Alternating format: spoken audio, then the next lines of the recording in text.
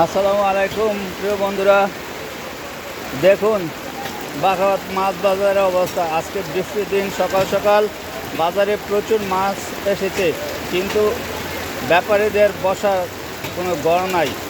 আমি আমাদের ধর্মমন্ত্রীকে অনুরোধ করব বাঘাবাদ বাজারে যেন একটা মাছ বিক্রি গড় করে দেওয়া হয়। আর বিশেষ করে আমি আমার দোস্ত শরীফকে অনুরোধ করব, তুমি মাননীয় ধর্মমন্ত্রীকে দিয়ে আমাদের এই কাজটা করিয়ে দাও।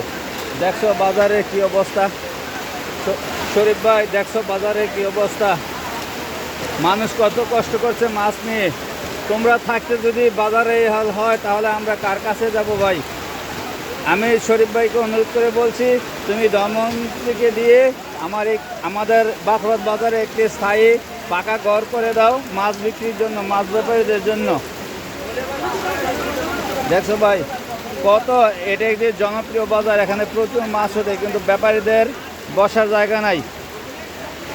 আমি শরীফ ভাইকে অনুরোধ করছি, শরীফ ভাই যদি আমার ভিডিওটা তোমার হাতে পড়ে, তাহলে তুমি দেখো বাজারে দুরবস্থা নিরসনের জন্য একটা স্থায়ী পাকা ঘর যেন করে দেওয়া হয়। মাননীয় ধর্মমন্ত্রীকে দিয়ে এই কাজটা তুমি করে দাও, এলাকার মানুষ তোমার কাছে কৃতজ্ঞ থাকবে। সব মাছ ব্যাপারীরা আমাকে বলছে তোমাকে অনুরোধ করার জন্য, একটা ঘর করে দেওয়ার জন্য। আমি সব মাছ ব্যাপারীদের পক্ষ থেকে তোমার কাছে আবেদন করছি, যেন বাঘাবাদ বাজারে একটি স্থায়ী পাকা ঘর নির্মাণ করে দেওয়া হয় মাছ ব্যাপারীদের জন্য। মাননীয় ধর্মমন্ত্রীকে দিয়ে শরীফ ভাই যেন আমাদের কাজটা করে দেয়।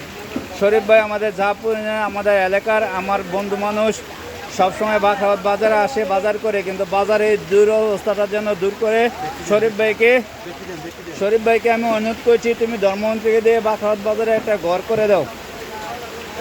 দেখছো কি অবস্থা, বাজারে মানুষ আসতে পারছে না। মাছ ব্যাপারীরা মাছ নিয়ে বৃষ্টির মধ্যে বসে আছে, কিন্তু কোনো কাস্টমার নাই। মাছ ব্যাপারে বসতে পারে না, কাস্টমার থাকবো কোথায়? আমি শরীফ ভাইকে অনুরোধ করছি, তুমি মাননীয় ধর্মমন্ত্রীকে দিয়ে আমাদের বাঘাবাদ বাজারে একটা পাকা স্থায়ী ঘরের ব্যবস্থা করে দাও, যাতে মাছ ব্যাপারীরা তারা ইচ্ছে মতো ব্যবসা করতে পারে।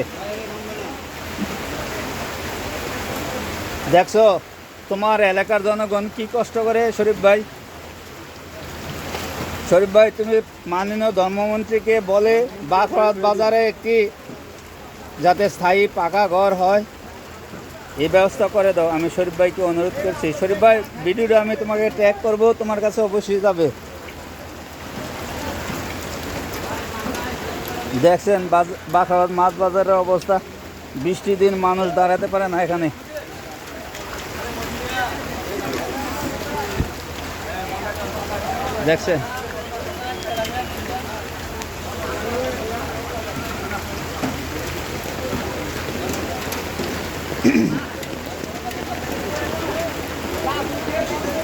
দেখছেন বাজারে বৃষ্টির জন্য বাজারে মানুষ আসতে পারে না।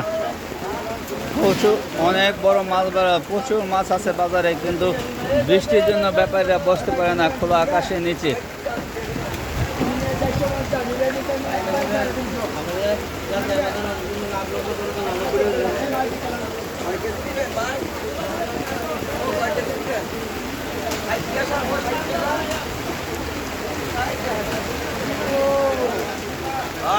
প্রিয় বন্ধুরা, যারা আমার ভিডিওটা দেখবেন, সবাই ভিডিওটা লাইভ শেয়ার করে দিবেন, যাতে আমার এই ভিডিওটা মাননীয় ধর্মমন্ত্রীর কাছে যে পড়ে।